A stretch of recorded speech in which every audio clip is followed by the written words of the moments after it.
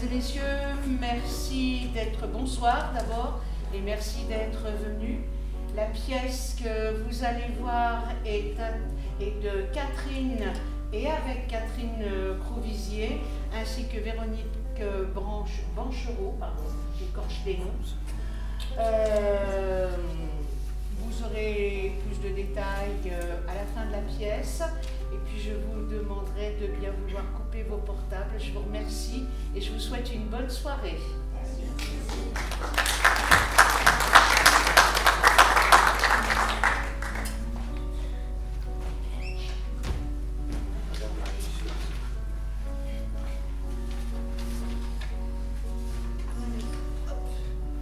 C'est parti.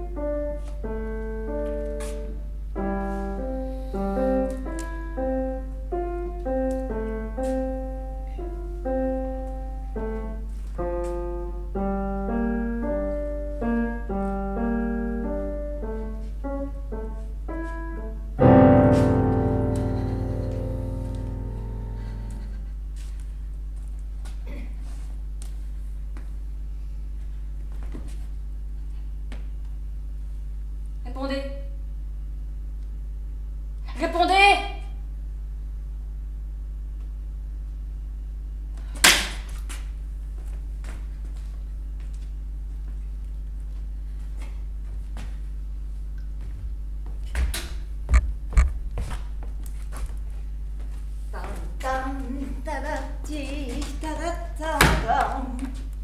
Bon, ben ça ira comme ça. Nous verrons dans quelques jours si tu as besoin de plus de vêtements. Je les ai entreposés chez moi. C'est les familles qui font la lessive. Ils préfèrent.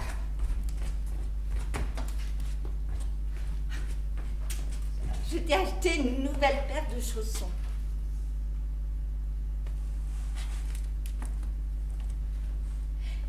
Et regarde. Je mets ton livre, celui que tu aimes tant.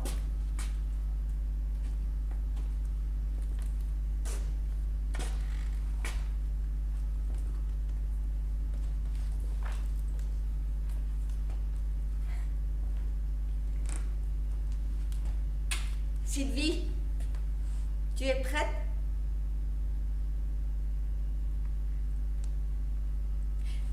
Tu veux bien mettre ton écharpe? Mais où est-ce que vous voulez m'emmener? Mais tu sais bien, tu quittes cette maison. Tu vas habiter ailleurs. Non, je ne sais pas.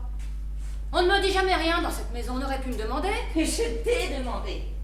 On en a parlé. Tu ne te souviens pas? Non. Il se passe des trucs bizarres dans cette maison. Et hier, 2 hommes sont entrés. Ils ont fait comme si j'étais pas là et ils ont emporté des meubles sous mon nez. Mais c'était les déménageurs. Ils finiront demain. Mais ne t'inquiète pas. Qui déménage? Et pourquoi vous me tutoyez? Mais parce que je suis ta sœur. Moi, sœur, mon œil, je n'ai pas de sœur. Ben si, tu as une sœur, c'est moi. m'en souviens pas. J'ai comme de la purée là-haut. Mais ça va aller. Ce n'est rien.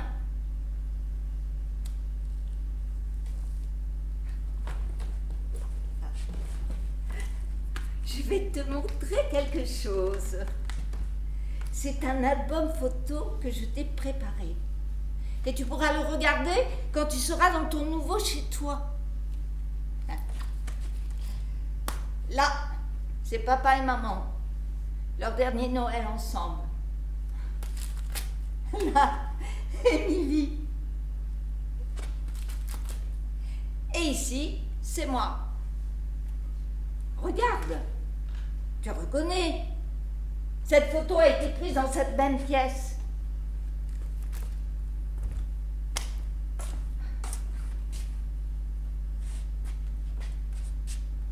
Ah oui. Bon, alors. Je suis ta sœur. Alors vous êtes ma sœur. Et c'est pour ça qu'on se tutoie. Ah, c'est pour ça qu'on se tutoie. Ouais, c'est un peu rapide, hein. J'ai pas l'habitude de tutoyer aussi vite. Vous partez ou tu arrives? Mais c'est toi qui pars, Sylvie. Tu vas habiter dans une autre maison. Et tu te souviens qu'on en a discuté. Mais qu'est-ce que tu racontes? Je veux pas partir. Mais là où tu habiteras, tu ne seras plus seule. Et il y aura toujours quelqu'un pour veiller sur toi. Ah, tu t'imagines que je peux plus vivre seule, c'est ça? Mais c'est la meilleure des solutions.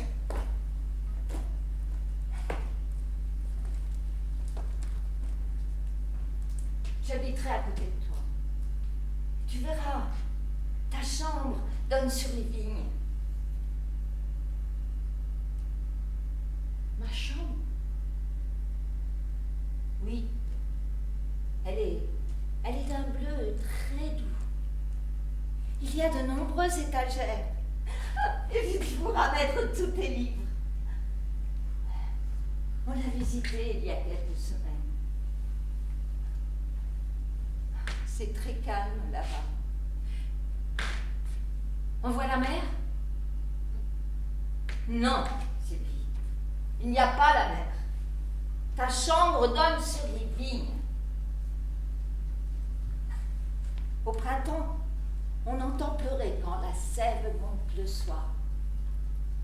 L'automne, les vrilles se lovent autour des cèpes. Et à la fin de l'hiver, les amandiers fleurissent et font un chapeau de neige aux promeneurs. Ah, on avait lu cette poésie à l'école primaire, tu te souviens? On n'y comprenait rien. Il n'y avait jamais de neige là-bas chez nous, alors automatiquement, l'institutrice a bien essayé de nous expliquer, mais on ne pouvait pas imaginer ce silence blanc. Il y a des amandiers là-bas? Non. Il n'y a que la vigne.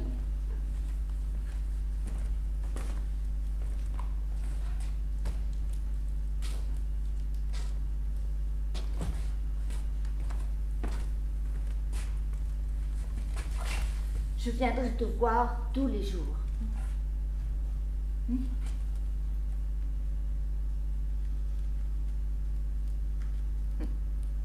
Et lui, c'est qui?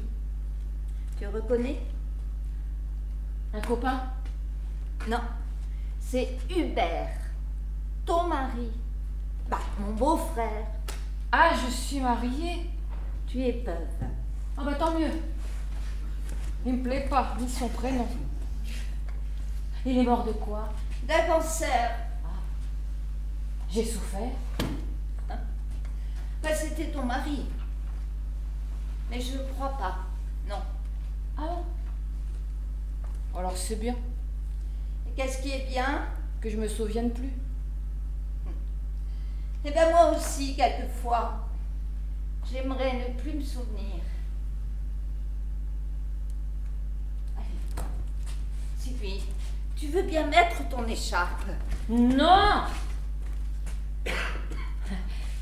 On parle jamais de toutes les femmes avant la Vierge Marie qui ont dit non à l'ange Gabriel. Non. Bah dis donc! Et tu n'es pas l'ange Gabriel. Oh bah qu'est-ce qu'on en sait? Je m'en souviens plus, c'est tout. Et elle, c'est qui? Elle, c'est toi. C'est toi, Sylvie. Oh bah merde alors. Je suis plutôt pas mal, hein. Je suis plus jolie que cette Hubert là à côté, hein. J'ai été heureuse.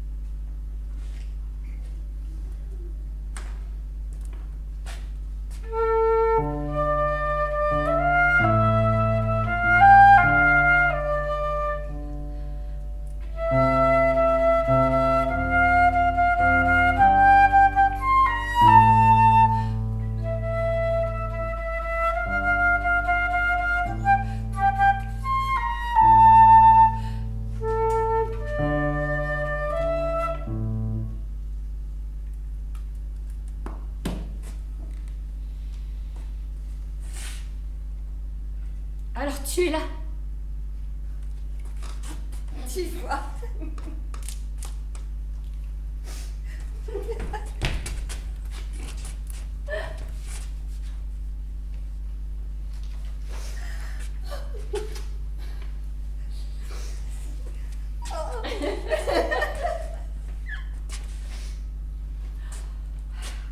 J'espérais te voir à l'enterrement de papa. Mais c'est pour toi que je suis là. Ça fait tellement longtemps qu'on ne s'est pas retrouvés ici toutes les deux. Là, maintenant, je vais pouvoir venir. Tu dors ici ce soir? Oui, pourquoi? Il fallait réserver. Oh, tu peux prendre ta chambre, on n'a touché à rien, papa voulait pas.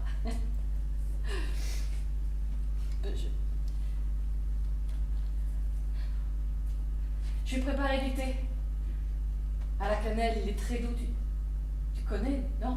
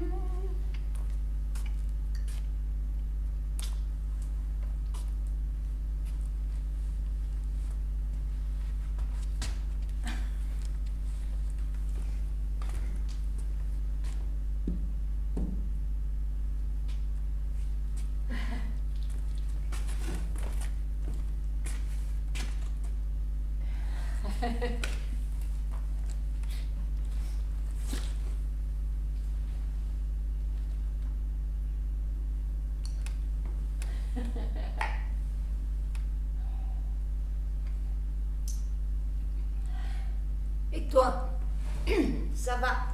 Oui, Oh, je pleure souvent, hein, sans raison, mais ça va. À cause de lui? Lui? Pas de papa? Oh non, ça n'a rien à voir. Je pleure quand on me contredit, je pleure quand je me compare à toi. T'as pris ta vie en main toute seule, personne n'a décidé à ta place. Je pleure quand je pense à tout ce temps qui me reste à vivre. C'est la fatigue des derniers mois. Oui, c'est ce que m'avait dit Florence, vous êtes au bout du rouleau, Sylvie. Il faut voir quelqu'un, ça vous ferait du bien. Florence, C'était l'aide à domicile qui s'occupait de papa. Tu l'as pas vue, toi, mais... Vers la fin, elle était complètement grabataire, il pouvait rien faire seul. Hein. Il fallait le faire manger, le laver, lui apporter le bassin. Tu me dis que tu pleures souvent. Et récemment, tu as pleuré pourquoi? Mais, par exemple, le 20 juin, pour mon anniversaire, la tante Christine et Émilie sont venues. Émilie est restée dormir. Oh, c'est papa qui a insisté, hein, elle lui tenait pas plus que ça. Oh, et elle a 13 ans maintenant. Hein. Et comme disait papa, c'est devenu un beau brin de femme. Oh là là, il y a du monde au balcon. Oh. Et le soir, elle a voulu que je lui lise une histoire, tu sais, comme quand elle était petite. Et pendant la lecture, des larmes me sont montées aux yeux sans que je puisse rien faire, sans comprendre. Et c'était quoi comme histoire? Oh, c'était une histoire d'un livre qu'elle avait apporté. Mais c'était pas un conte classique comme La Petite Sirène. Oh là. Tu te souviens de cette histoire? La première fois qu'on l'a entendu, c'était sur un 45 tours qu'on nous avait offert. Oh oui, je devais avoir 10 ans. Il y avait une musique de Chopin en fond, de fond. Oh, c'était tellement triste que j'ai cassé le disque, j'ai jeté le livret, j'ai rien dit à personne. Et le livre d'Émilie, ça racontait quoi? Oh, des mythes de l'Antiquité, j'ai encore le livre, elle l'a oublié. Mais ça racontait quoi? Ah mais rien de particulier, justement, c'est pour ça que c'est idiot. Raconte quand même. Bon, ah. Bon, ça se passe en Grèce. Alors c'est l'histoire d'un roi qui a fait la guerre et qui revient vainqueur chez lui. Donc dans la ville, tout le monde lui fait honneur. Il rentre au palais et après un immense festin, il prend un bain que la reine, sa femme, lui a préparé. Tout à coup, elle s'approche, elle lui lance un filet qui se resserre sur lui. Elle fait des nœuds sur le filet et à chaque nœud, elle lui dit pourquoi elle le déteste. À la fin, elle prend une hache et elle le massacre. J'ai fait en sorte de terminer la lecture, je ne voulais pas affoler Émilie. Je suis sortie de sa chambre et j'ai sangloté sans pouvoir m'arrêter. Mais c'est la fin de l'histoire qui t'a ému. Ah ben, je vois pas pourquoi. Cette histoire de reine, c'est une histoire pour les gosses. 2 jours après, Florence est partie. Et pourquoi elle est partie? C'est moi qui l'ai envoyée. Elle faisait des histoires. J'ai pris sa place sans difficulté. La maison, je la connais mieux qu'elle. Et tu comptes vivre ici, maintenant? Oui. Mais à part soigner papa, tu t'occupais comment? Tu avais des distractions. Je lisais. Tu sais combien j'ai toujours aimé lire. Et je surveillais les tomates. Tu surveillais les tomates du jardin? J'adore les redresser la nuit. La nuit, tu y vois quelque chose? Vous avez mis l'éclairage dans le jardin? Non, mais quand papa était encore là, il n'y en avait pas besoin. Sa chambre est juste au-dessus. Souvent, elle s'allumait, alors automatiquement, ça éclairait les tomates. Et enfin, pourquoi la nuit? Tu n'avais pas le temps de le faire dans la journée? Oh, je le faisais quand je ne parvenais pas à m'endormir. Je me levais et je faisais mon petit pipi dans les pieds de tomates. Et tu te levais la nuit pour aller dans le jardin et pour pisser sur les tomates de papa? C'est bien ça? Oh ouais, oh, c'est formidable le jardin la nuit. Hein. Je marque les tomates, les taille, les attache, corrige leur axe. Papa m'avait appris tout ça. Avec lui, il fallait que ça pousse droit, tu sais bien. Et si elles fléchissent et tombent par terre, les tomates, elles pourrissent. On ne peut pas les laisser faire. Il faut les brider. Et pour les maintenir, je prends du raffia. Ah, c'est joli le raffia. Et solide. Oh ben, heureusement pour papa. Comment ça, pour papa? Ben oui, une nuit. Oh, c'était quelques jours après mon anniversaire. Il a absolument voulu se lever. Ben, je lui disais que c'était pas possible, mais pas moyen. Il forçait.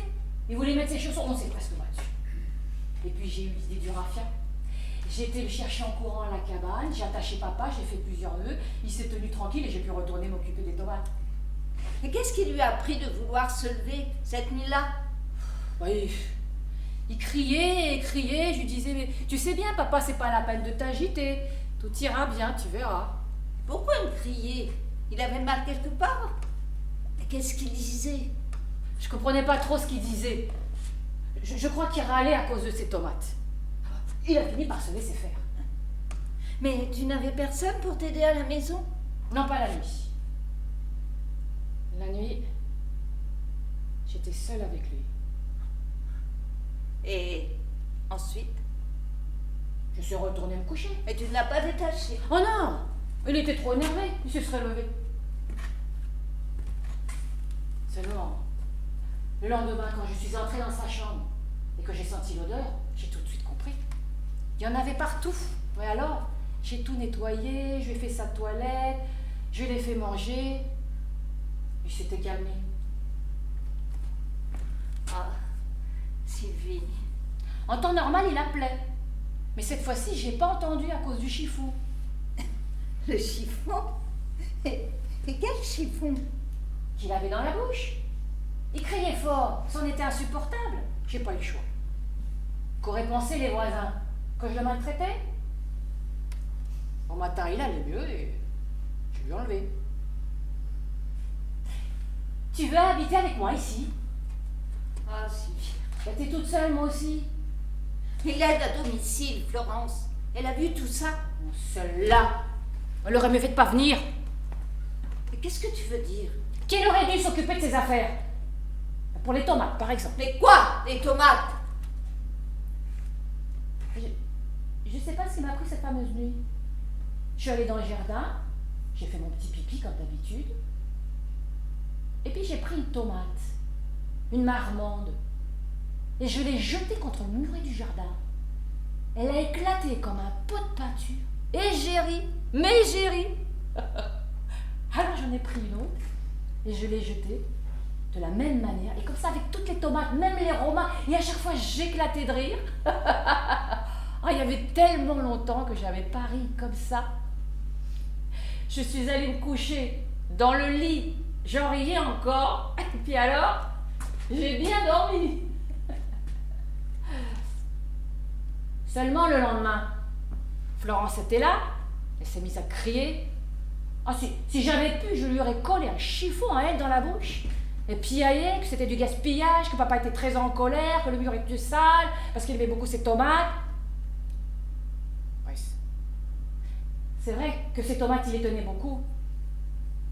C'est pour ça qu'il m'avait demandé de m'en occuper. Il restait que ça dans le jardin, ces tomates. Et tu en as parlé à quelqu'un? Bah, de tout ça? Des tomates, du raffia? Ah non, hein? L'astuce du raffia, c'est ma trouvaille. Ça reste entre nous. Tu sais quoi? J'ai replanté des tomates. Oui, je vais replanter des tomates. Replanter des tomates. Replanter des tomates. Sylvie! Replanter des tomates. Attends, tu vas! Sylvie!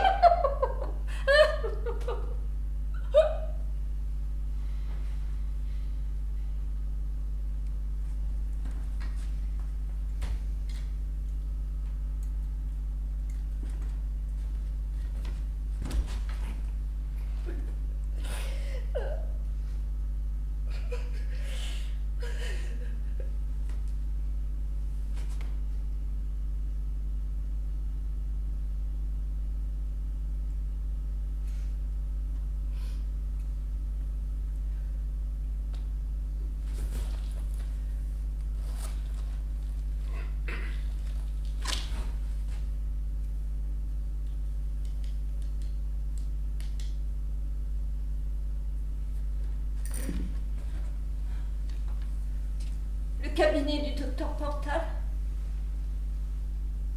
Bonjour. Je voudrais prendre un rendez-vous pour ma sœur. C'est urgent.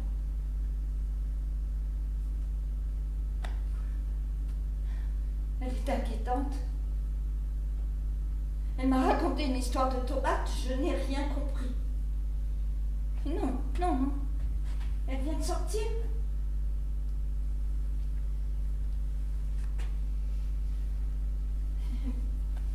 Elle replante ses tomates.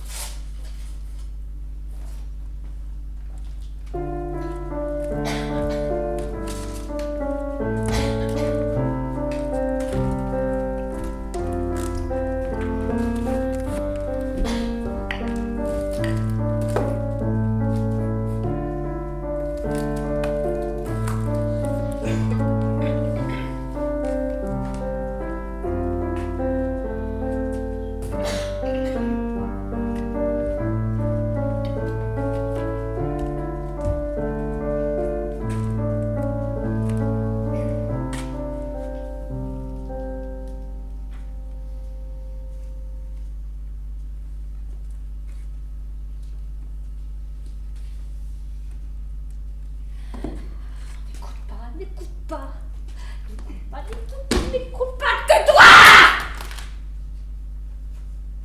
Tais-toi. C'est ce que papa nous disait à table. À table, on se taisait. Il y avait que les parents qui parlaient.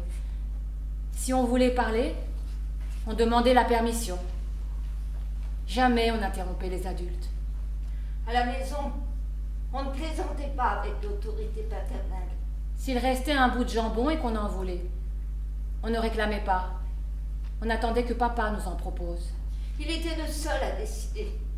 Cela a débouché sur des situations injustes. Cela m'exaspérait. Et Sylvie, elle encaissait. Enfin, je croyais. Et c'était normal, c'était l'adulte. On n'allait pas se comparer à lui. Quand on était invité chez des amis, on mangeait de tout. Tu aimes les choux-fleurs? Oui, madame. Tu aimes les endives? Oui, madame. Et on mangeait, que ça nous plaise ou non. Avant chaque sortie chez des amis, il nous répétait ses commandements. Et il fallait promettre de les respecter. On était bien élevés. À la fin du repas, papa faisait un petit signe de la tête. On se levait et hop, en un clin d'œil, la table était débarrassée.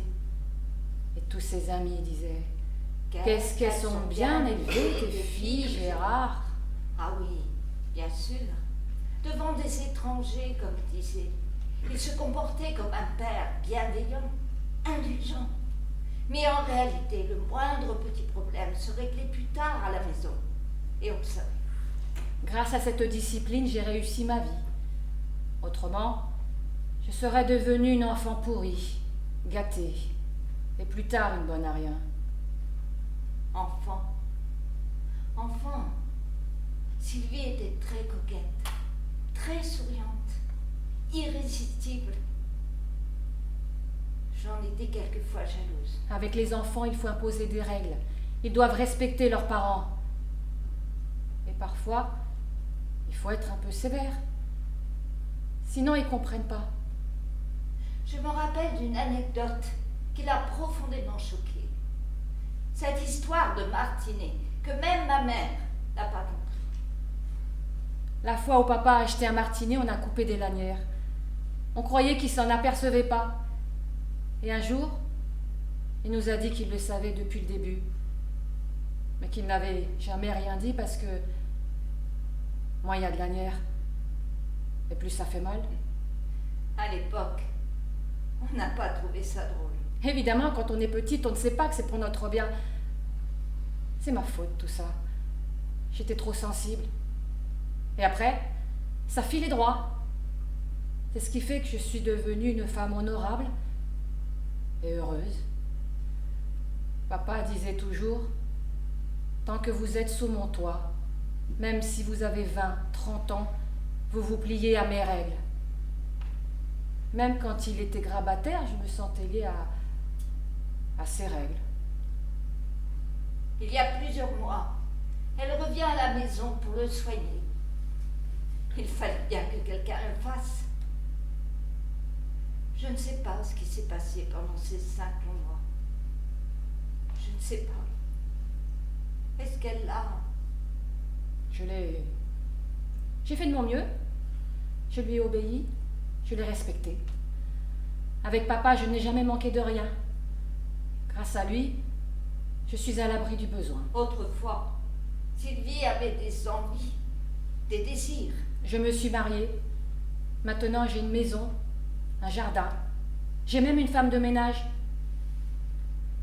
Le jour de ses 18 ans. En ce moment, je suis un petit peu surmenée. C'est la fatigue des derniers mois. J'ai besoin d'un peu de repos et dans quelques jours, ça ira mieux. On avait organisé un grand pique-nique dans le champ des voisins. L'infirmier m'a dit que je pourrais fêter mon anniversaire chez moi, le 20 juin. Oh, je ne veux pas sortir les tables, les chaises, les bancs, comme on l'avait fait un été. Qu'est-ce que c'est loin, tout ça. On croyait déménager.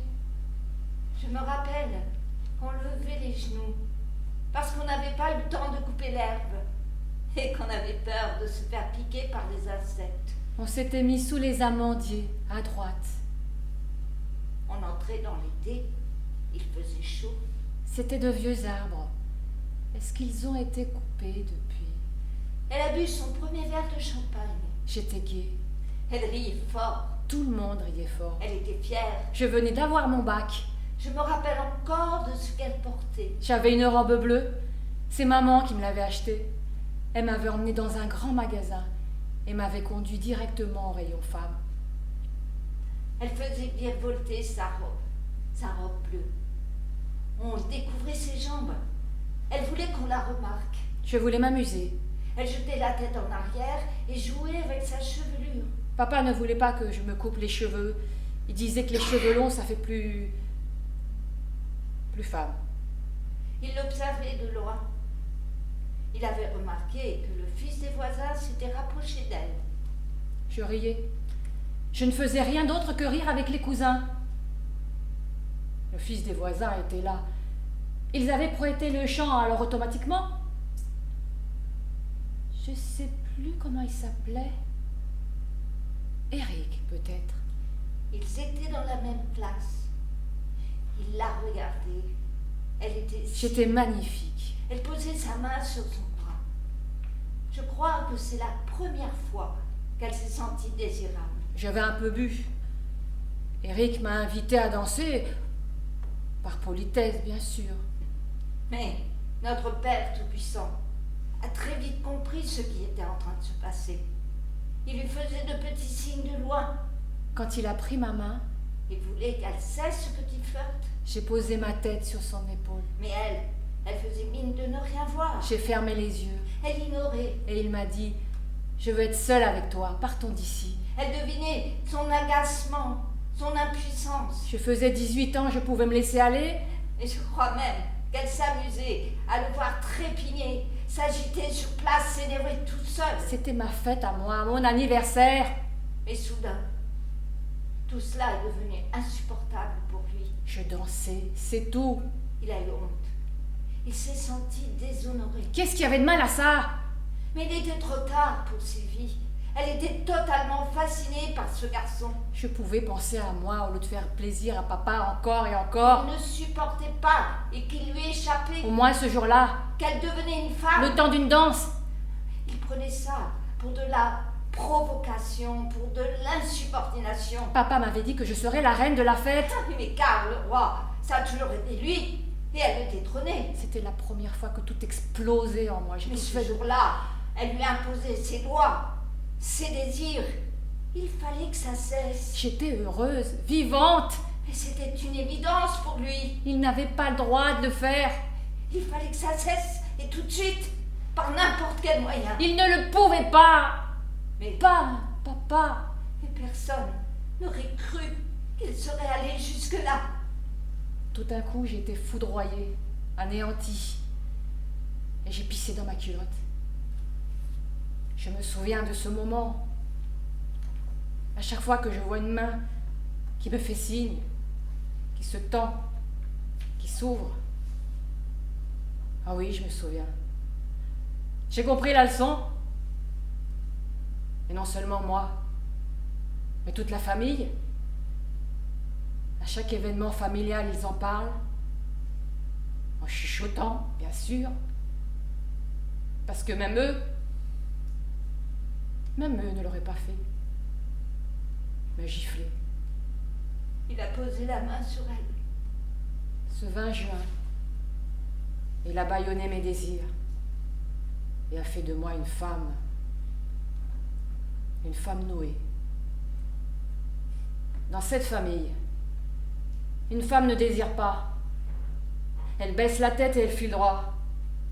Alors oui, bien sûr, je ne suis pas devenue une enfant gâtée, une femme capricieuse, mais j'ai fait semblant d'être heureuse pendant toutes ces années. Je n'aurais jamais dû la laisser. Elle ne serait pas là aujourd'hui. J'ai oublié ma robe bleue. Je n'ai pas revu Eric. Je crois que c'est le premier homme qu'elle a désiré. Depuis ce jour, je ne regarde plus les mains qui prennent les visages, enlacent, caressent, mais j'évite toute autre gifle. Une gifle qui viendrait me mettre à genoux et dont je ne me remettrai jamais. Mais tout ça, c'était il y a longtemps. Tout ça, c'est du passé. Maintenant, je gagne. J'ai les cartes en main et tous les atouts.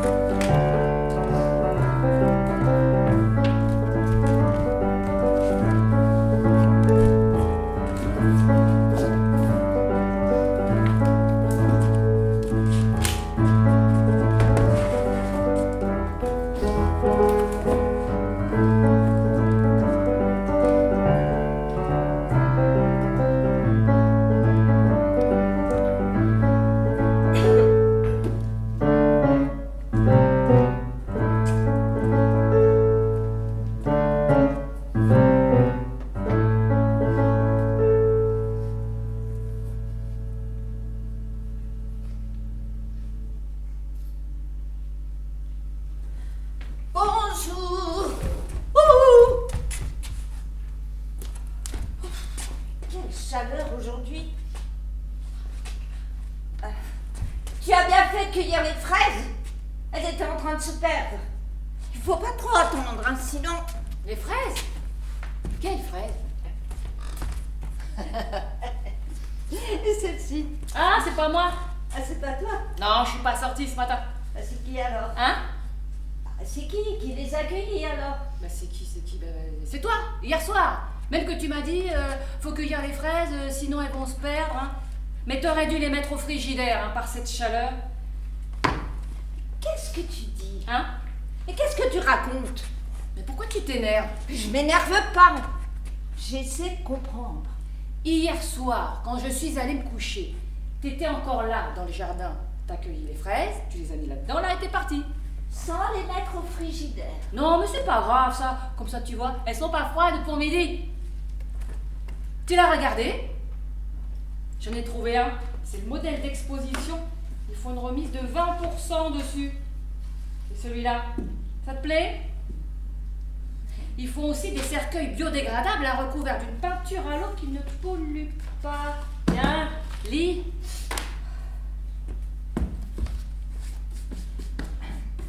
Nos cercueils ont réussi et ont eu l'agrément du ministère de la Santé certifiant qu'ils ont subi avec succès tous les tests relatifs à la norme AFNOR D80 001. Ouais, ben, c'est bon pour la santé.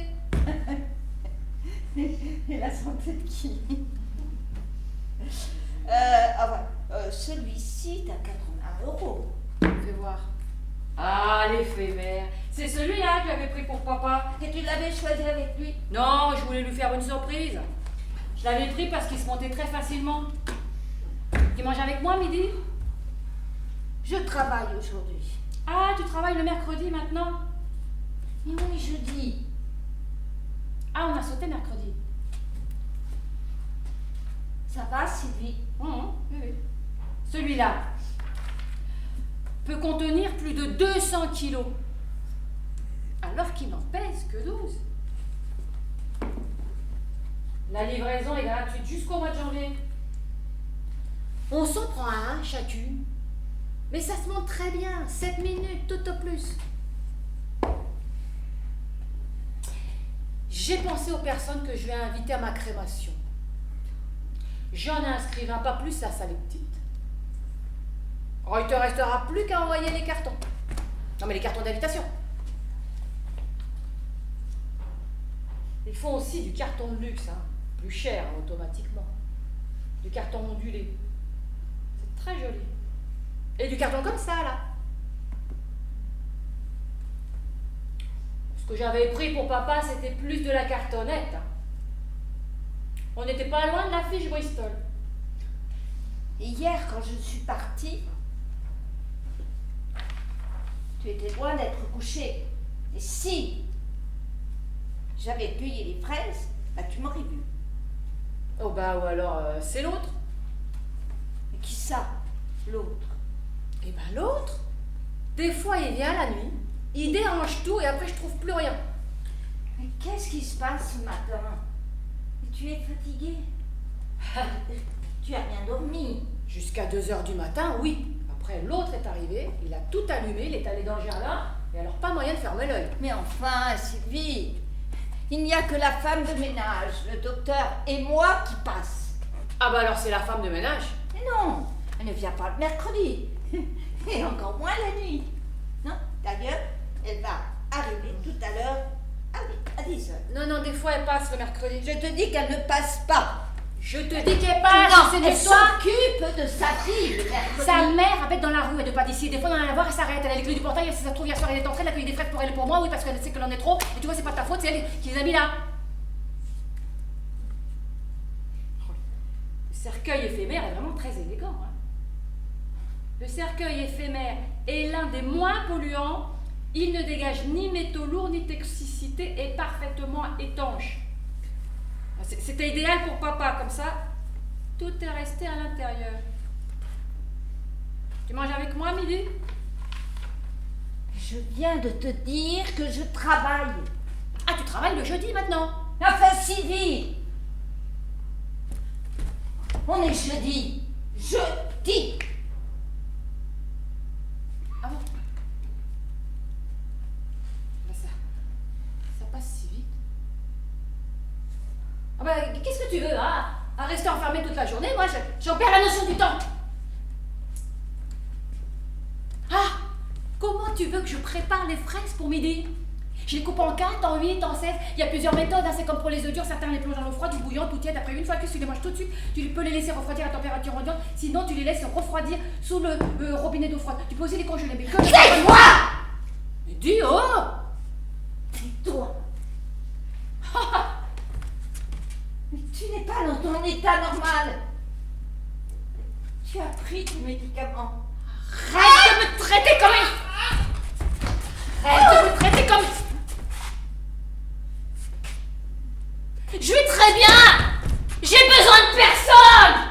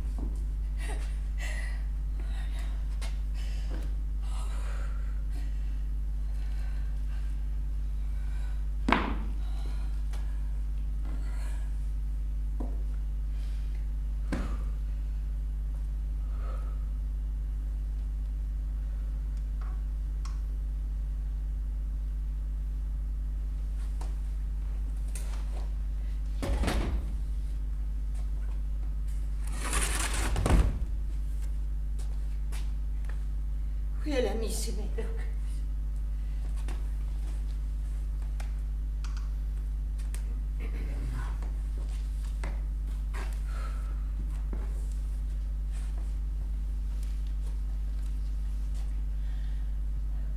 Il y a plusieurs coloris. L'intérieur de celui-ci est d'un gris très pâle. Le cercueil du futur. Tout ça pour enfermer le passé. Ça donnerait presque envie de mourir. Ou de tuer.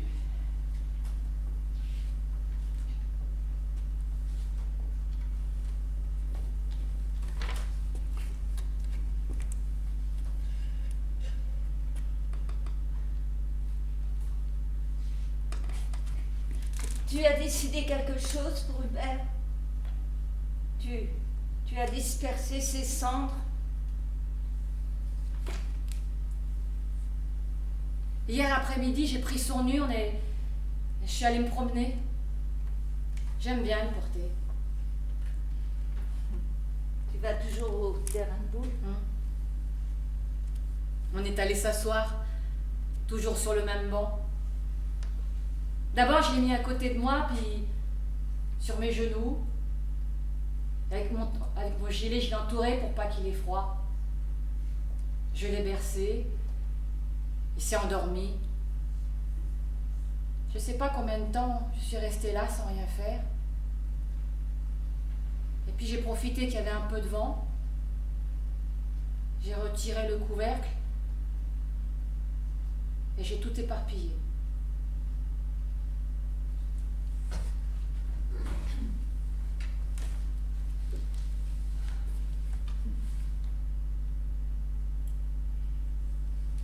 Et pour papa? Tu as fait quelque chose? Oui. Le 20 juin. Ah. Et c'était comment? Salissant. Il y a eu un coup de vent juste à ce moment-là et j'ai taché mon chemisier.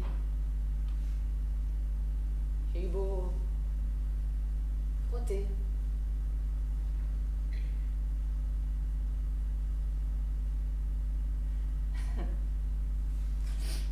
Bon, il faut que je me sauve. Je repasse ce soir. On regardera le catalogue de gamme vert. La partie tomate.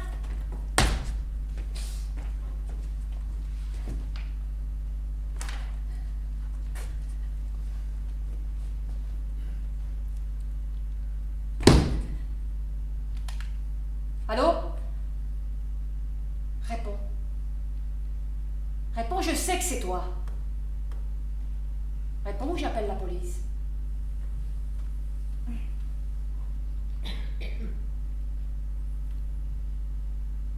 Allô? La police? Je veux porter plainte. C'est mon père. Il me persécute. Il va me rendre folle. Il téléphone sans arrêt, mais il n'y a jamais personne au bout du fil. Ou des fois, il vient la nuit et il jette les tomates contre le muret du jardin. Les tomates que j'ai plantées moi, oui.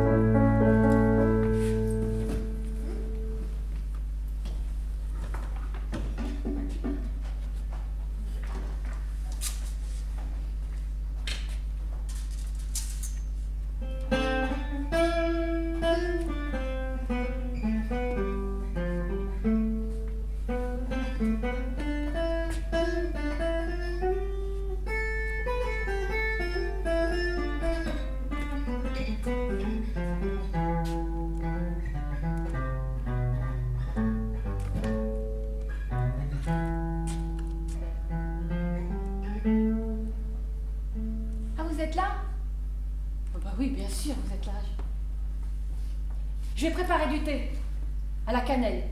Oui, il est très doux. Vous connaissez? Ah non.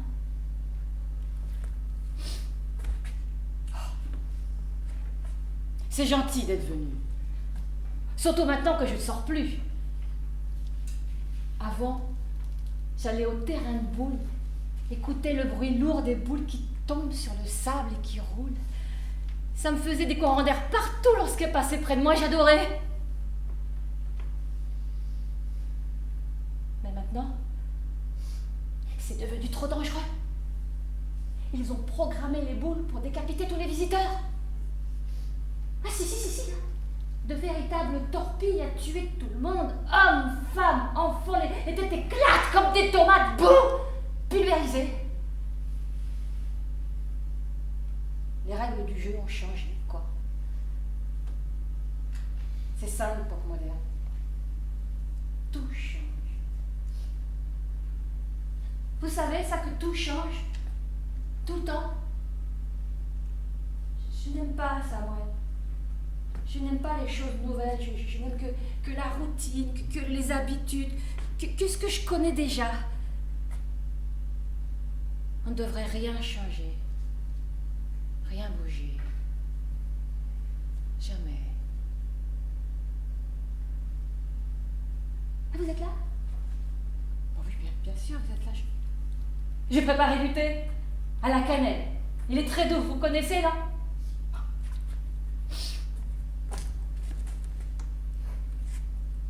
Ma sœur va passer. Elle passe tous les jours. Pas longtemps, mais tous les jours. Oh, elle va pas tarder. Oh, qui vienne. Vous l'avez lu? C'est passionnant. C'est fait pour les enfants, mais c'est passionnant. Oh, mes lunettes. Surtout, j'ai mis mes lunettes. Je suis en train de le lire. Ou de le relire, je sais plus. Oui, je crois que je suis en train de le relire. Oh. Je vous le prêterai quand j'aurai terminé. Mes lunettes. Oh, j'ai mis mes lunettes dans la cuisine.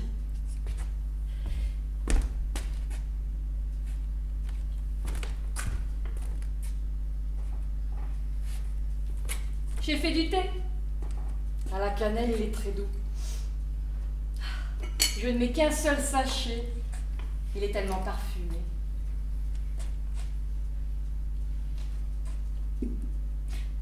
Si ma fille habitait tout près, elle passerait me voir.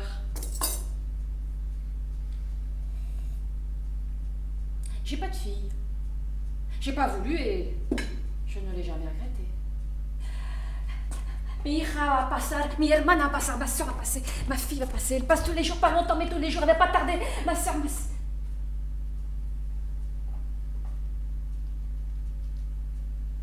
soeur, vous la connaissez?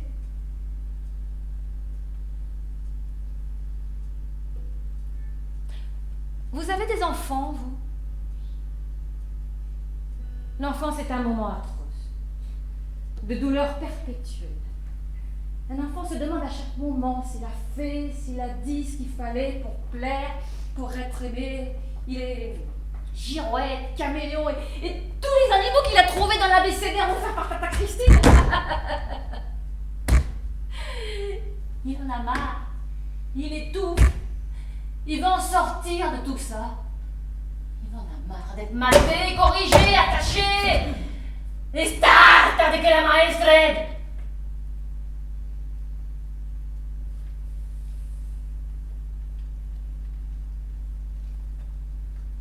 Quand on est petite, on veut un papa tendre,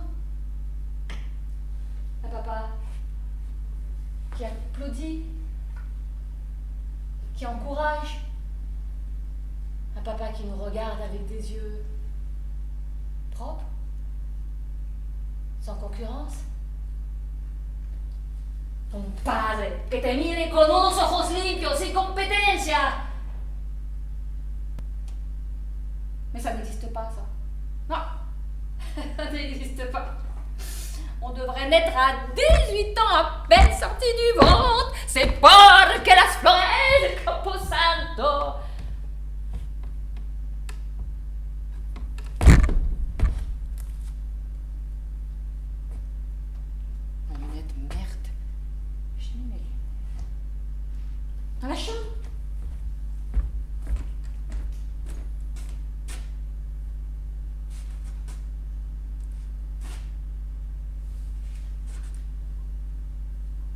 tu es là. Oh bah oui. Bien sûr, tu es là.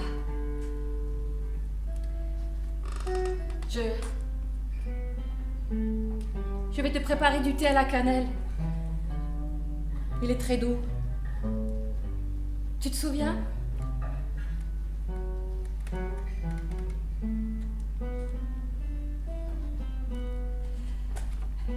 Tu veux du sucre? Je m'en mets, j'en prends toujours 2 cuillerées. Une pour papa, une pour maman.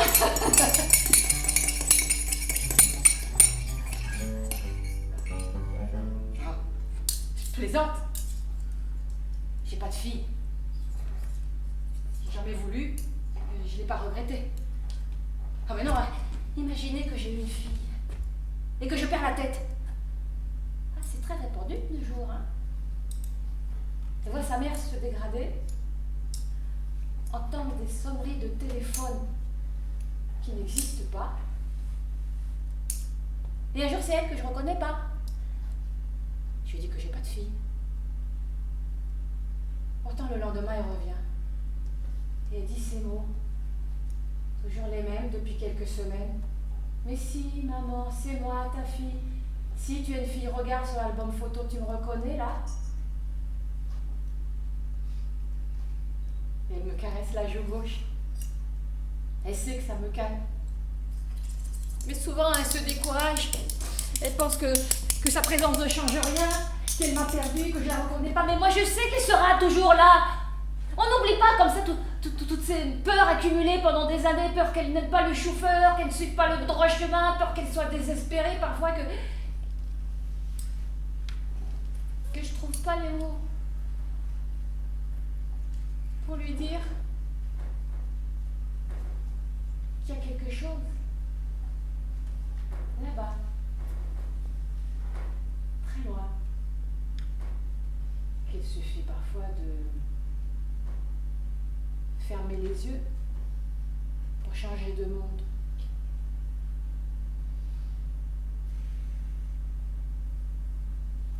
Et après ça, comment la prendre dans mes bras sans trembler à mon tour?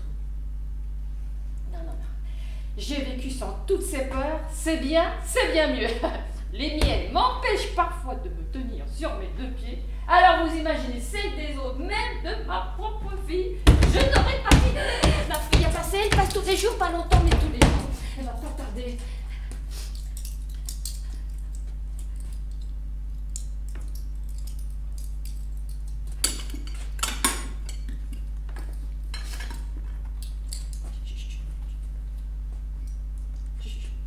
Elle va pas se tarder. Je sais pas ce que je... Il est quelle heure? Je sais pas ce que je fais de ma montre. Ça doit être ma fille qui l'a pris pour la laver. Je peux compter sur elle, c'est mon bâton de vieillesse. Sans elle, je sais pas ce que je ferais.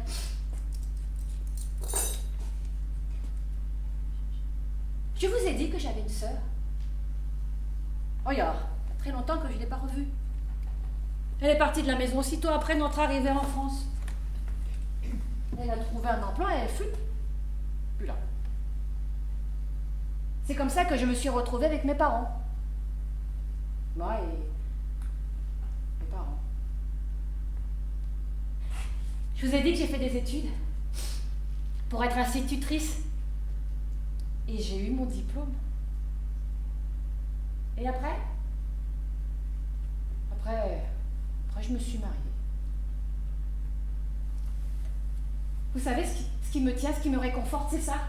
Savoir que j'ai une fille qui vient tous les jours, pas longtemps, mais tous les jours, et que je ne mourrai pas seule parce qu'elle sera là pour me tenir la main sans trembler. Sylvie, Vous m'avez fait peur? excuse-moi, Sylvie. Je n'aime pas ça. Je ne veux pas de ça dans ma maison. Je veux qu'on frappe avant de rentrer.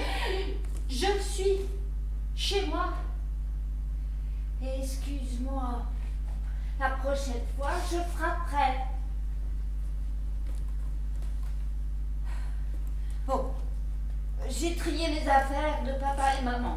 J'ai mis dans les cartons ceux qu'on va donner et des bibelots sur le lit. Enfin, tu prends ce que tu veux. Et regarde sur quoi je suis tombée. La robe que tu portais pour tes 18 ans. Elle n'a pas bougé.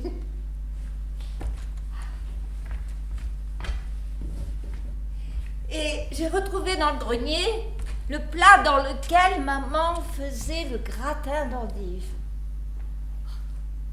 Mais si tu veux, je le garde.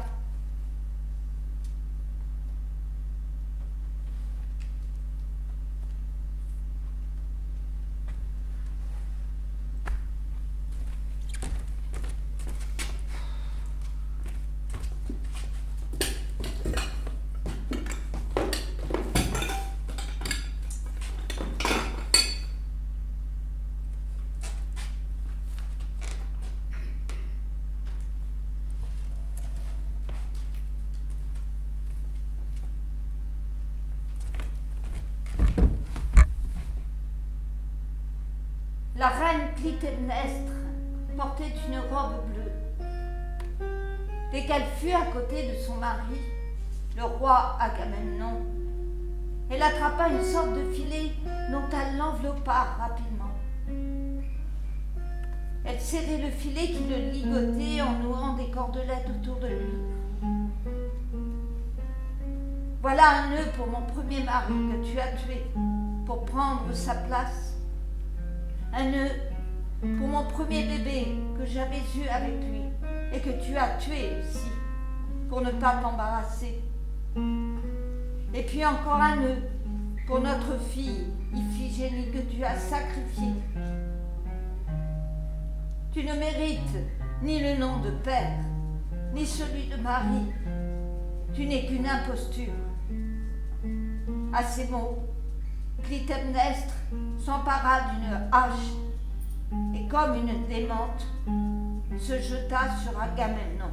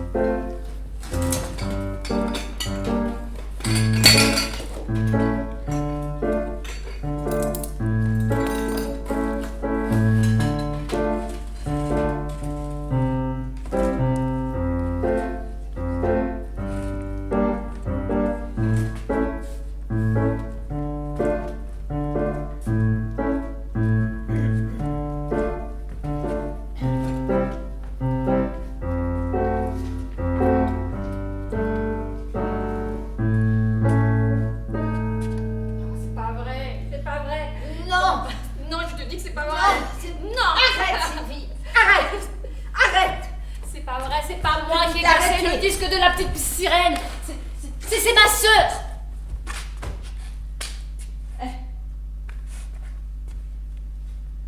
Pourquoi vient jamais, maman?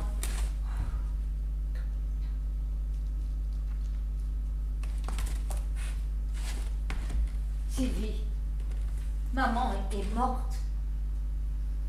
Tu te rappelles pas? Maman est morte? Mais pourquoi? T'es sûre?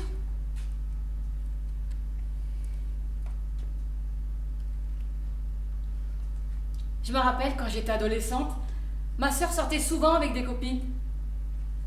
Moi, je préférais rester à la maison, à faire des dessins, des puzzles de 5000 pièces, à lire des bandes dessinées. Maman, ça l'inquiétait. Mais moi, j'étais bien toute seule. Un jour, on était à la plage. Je regardais les vagues, hypnotisée. J'aimais bien regarder la mer comme ça, sans rien faire. Je ne disais rien, je pensais à rien d'autre. J'étais là, c'est tout, ça me suffisait. Tout d'un coup, je dis à maman, la première chose que je demanderai au petit Jésus, c'est d'éteindre la lumière. Elle a répondu quelque chose. Elle m'a regardée, elle a posé son magazine, elle a dit, et moi je lui dirais que j'aime bien manger de la sauce tomate, parce qu'après, le lave-vaisselle est orange.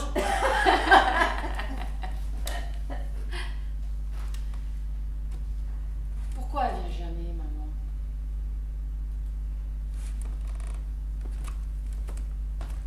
Tu veux qu'on aille se promener après?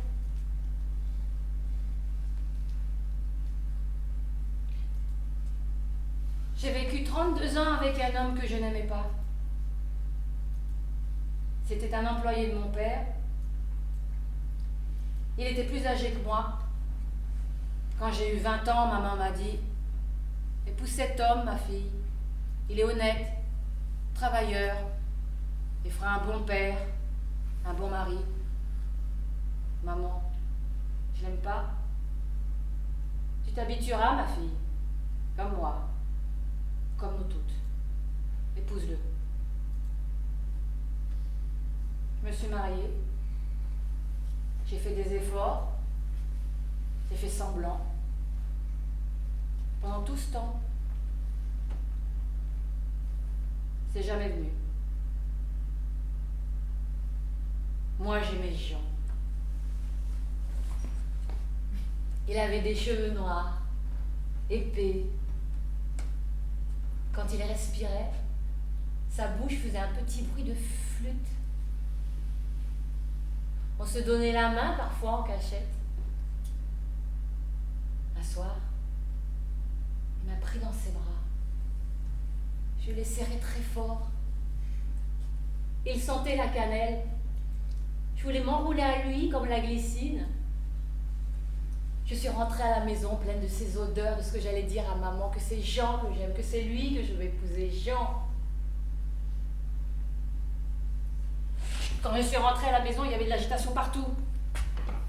Un voisin était venu dire que la situation était trop dangereuse, qu'il restait des places sur le bateau et qu'il fallait partir tout de suite. Avec ma sœur, on a pris des paniers à provisions parce qu'il n'y avait plus de valises. Et on a enfilé 2 manteaux chacune pour que ça prenne moins de place.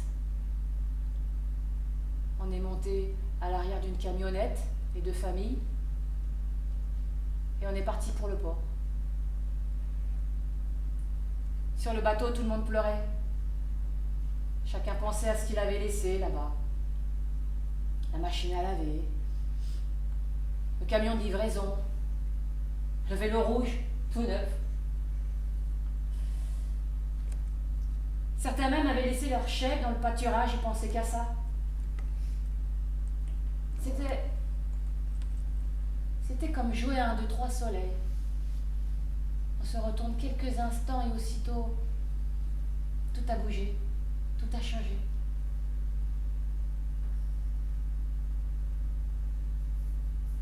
Qu'est-ce que tu te rappelles de là-bas?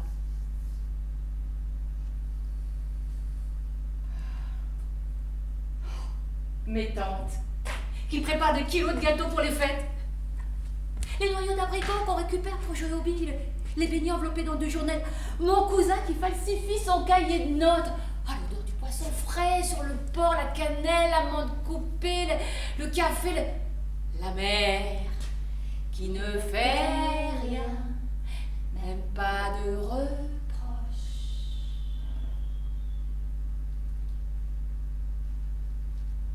Quand nous sommes arrivés en France, je me suis mariée. Et je suis partie vivre avec Denis. Tu te souviens?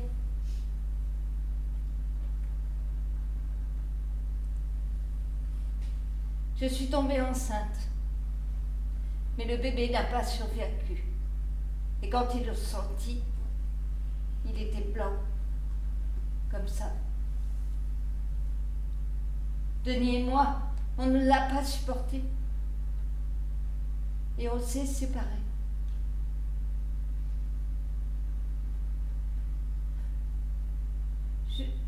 Je suis émue que tu m'aies confié tout ça. C'est la première fois que tu m'en parles.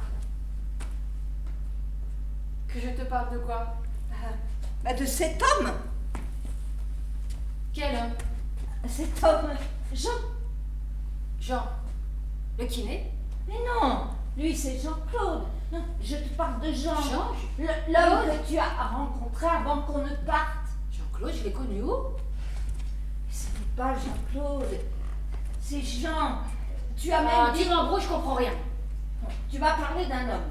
Il s'appelait Jean et que vous aviez même envisagé... Mais qu'est-ce que tu racontes? Je ne connais pas de gens. Toute ma vie, j'étais fidèle à mon mari. Je ne l'ai jamais trahi. Bah, je sais. Le jour de mon mariage, j'ai prêté serment et je m'y suis tenue.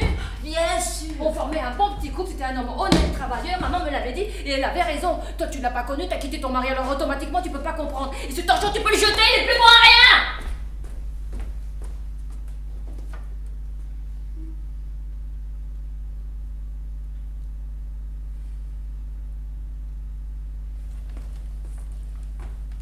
On part. Mais quoi? On part. Où? Chez moi, on prend le bateau. Mais Sylvie, il n'y a pas la mer ici. On va prendre le bateau. Oh, le bateau. Mais quel bateau?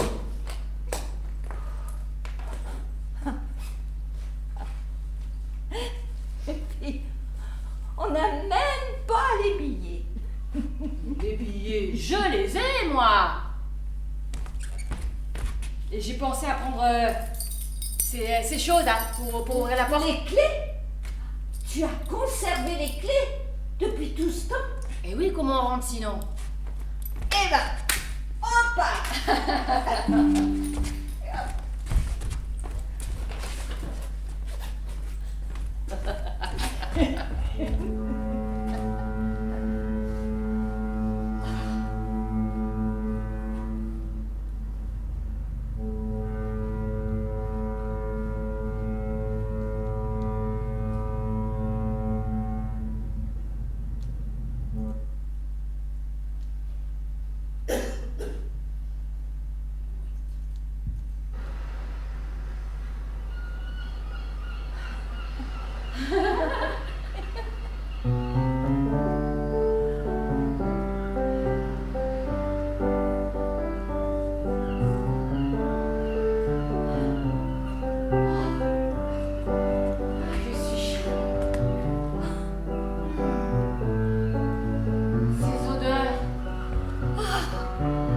Soleil.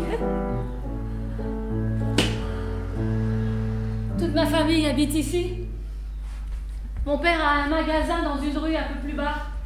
Il vend de la semoule. Il voulait des garçons, mais on n'était que 2 filles. Oh, je crois que c'est pour ça qu'il m'emmène le dimanche au terrain de boules. Parfois, les boules sont tellement chaudes qu'on ne peut pas les toucher. On les met dans un seau d'eau froide. Et tu te souviens de mamie Suzanne? Oh, mamie Suzanne. Elle a une ferme avec plein d'animaux.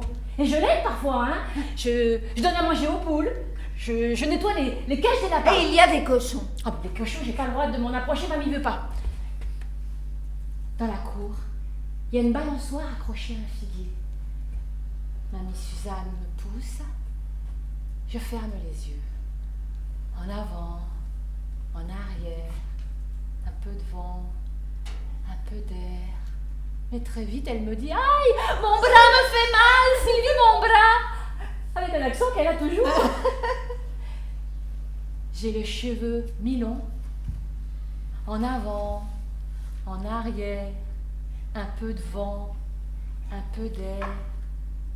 J'écoute le bruit de la corde sur la branche. Je sens le mouvement qui ralentit.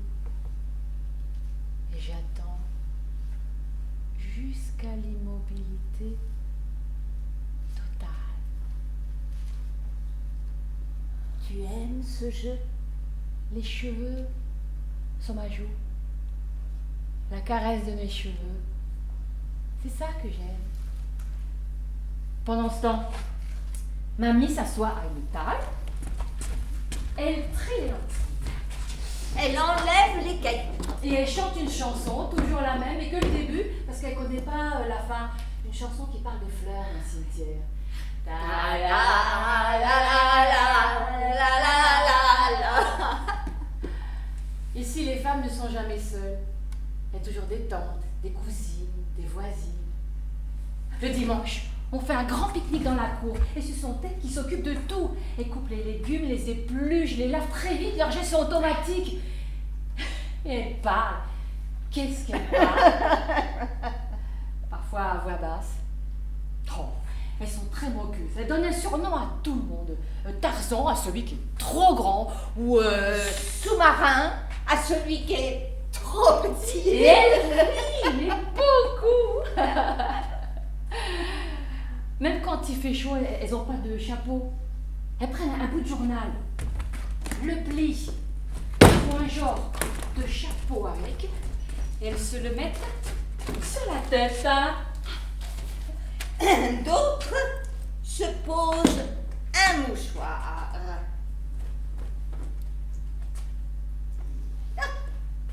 Et personne ne trouve ça ridicule. Et avec le calendrier des postes, elles se font un peu de vent, un peu d'air. Un jour, moi aussi, j'aurai un bateau sur la tête. Bon, maintenant, il faut partir. Il commence à faire frais. Ah, c'est l'heure. Pourquoi elle vient pas, maman? Elle m'en veut. Elle m'aime plus. Mais si elle t'aime, ne t'inquiète pas. Alors pourquoi elle vient jamais? Ne peut pas. Mais elle t'embrasse fort. On peut lui écrire. Tu veux? Dis-lui qu'elle peut venir.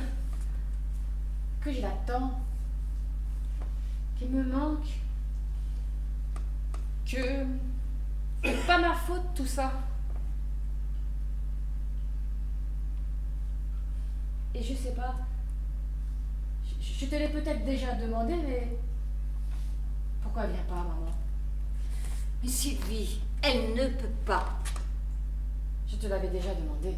Oui, mais ça ne m'ennuie pas de répéter. Pourquoi tu réponds pas?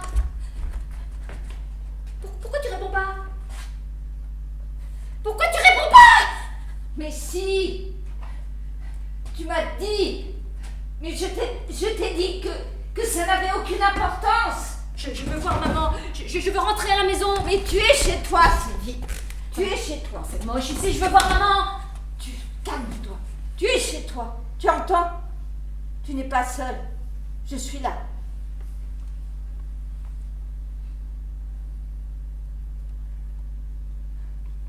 Je vais te raconter une histoire.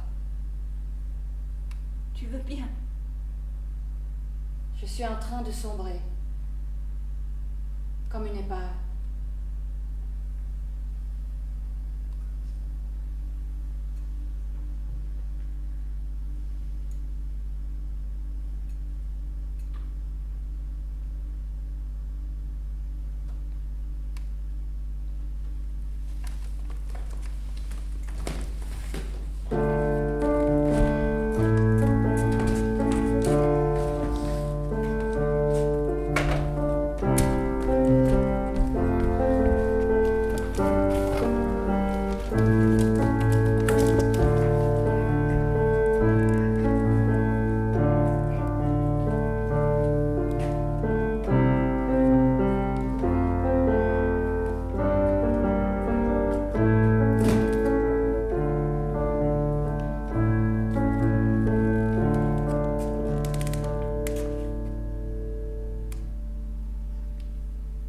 J'ai été heureuse.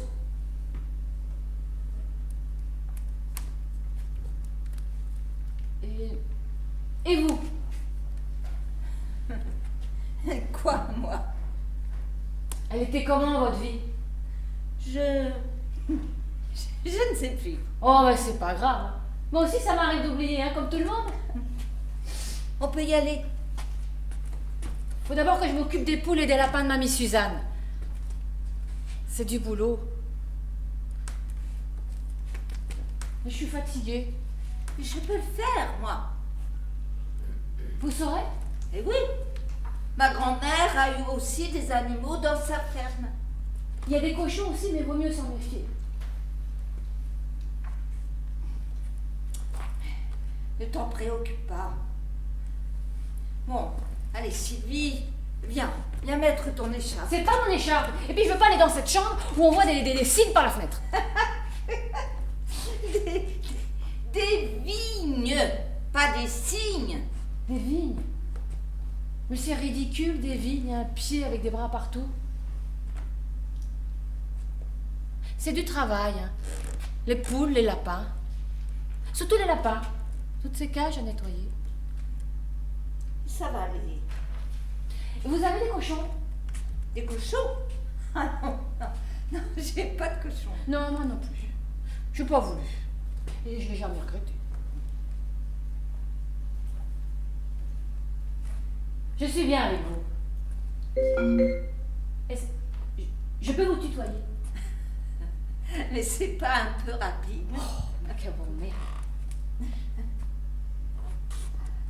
Il est où, Jean? Jean? Jean! Bon. Juanico! Il est où, Jean? Il t'a dit quelque chose, toi? Hein? Non, non, non, il ne m'a rien dit. À coup sûr, il est au port en train de pêcher. C'est toujours au moment de partir qu'il s'éclipse. Tu vas voir qu'il va nous faire attendre. Hein? Oh, je râle. On est bien tous les deux. Et toi, elle est comment ta vie? Elle flotte, Ah, comme les bateaux. si tu veux. Suivre le mouvement des vagues, garder l'équilibre, les pieds sur le pont. T'as des cochons? Non, Et des lapins? non plus, Mais t'as... non plus. Et des poules, t'as bien quelques poules? Non, pas de poule. C'est sans lissant, les poules. Ça fait caca partout. On les enferme avec du grillage. Sylvie, ton téléphone. Ton téléphone, il sonne. C'est Émilie. Non, non, non, c'est moi. Non, pas encore. Ah, oui, je sais. Mais laisse-nous encore quelques minutes, s'il te plaît. C'est Émilie. Elle nous attend. Elle nous attend dans sa voiture. Sylvie. Émilie nous attend dans sa voiture. Émilie a le permis? Oh, mais c'est super! Elle n'est pas un peu jeune? Elle a 23 ans. Et c'est elle qui va nous emmener. Ah bah, quand je la verrai, je ferai comme si tu m'avais rien dit, je la féliciterai la gamine à sa contente. Tu veux la voir maintenant? Viens voir à la fenêtre. Regarde. Tu vois la voiture bleue, là, devant? C'est la voiture d'Émilie. Si tu veux, on peut aller la voir et tu la féliciteras. Oh, on attend Jean d'abord, on la félicitera ensemble. Oh, tu te connais, il va se faire un ascendant que s'il me trouve pas à la maison. Si tu veux, on peut lui laisser un mot pour lui dire où on est. Et puis après, il nous rejoint. Ah bah oui, c'est une idée. Fais le mot. Tu lui dis qu'il s'inquiète pas, hein. Je suis chez mamie Suzanne, je m'occupe des lapins et j'arrive. On chante la chanson de mamie Suzanne, celle des fleurs dans le cimetière.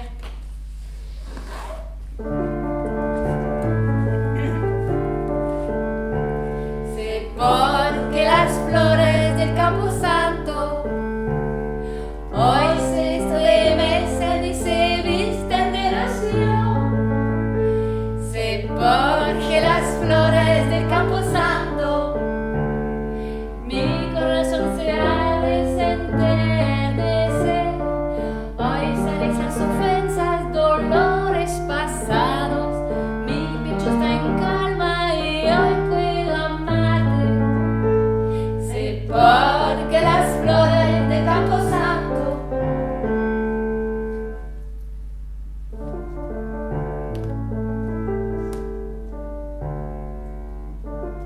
Je sais pourquoi les fleurs du cimetière frissonnent et revêtent leur habit de rosée. Mon cœur s'ouvre et s'attendrit. Aujourd'hui, les offenses et les douleurs passées en sortent. Mon cœur est serein et aujourd'hui, je peux t'aimer. Tu sais que je ne pourrai jamais t'oublier, que dans mon cœur, il y aura toujours une place. une place pour toi.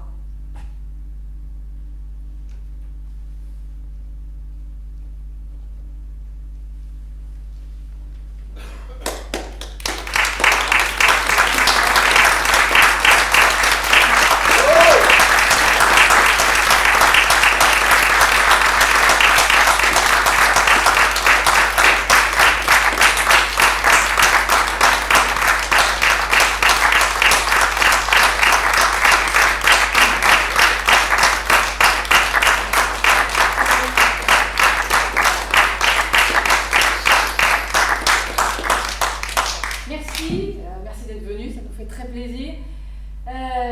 Si ce projet a pu se réaliser, c'est aussi grâce à l'association de l'abbaye, à tous ses bénévoles, Jean, Serge, Isabelle et bien d'autres. Je voudrais aussi vous présenter tous les acteurs au sens large du terme de ce projet. Anne-Marie Maury dans le rôle de la régisseuse.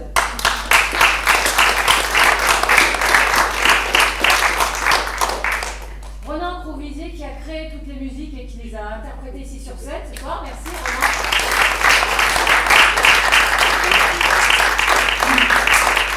Dans le rôle de la sœur, Véronique Bonchereau.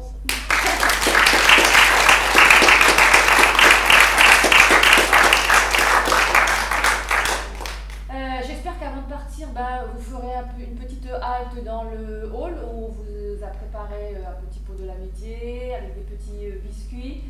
Vous verrez aussi sur la table, il y a un cahier vert si vous voulez mettre soit des observations, soit vos références pour qu'on vous contacte sur les projets futurs. Dernière petite chose, si vous avez aimé cette pièce et que vous voulez la retrouver sous forme de livre, vous pouvez vous le procurer dans l'entrée et à côté il y a deux autres pièces que j'ai écrites, une qui parle de Soutine, un peintre qui a vécu à Champigny-sur-Veuille, et puis une autre scénette beaucoup plus légère et drôle que ce que l'on vient de vous présenter. Donc on se change et on vous rejoint dans quelques minutes, j'espère. Merci.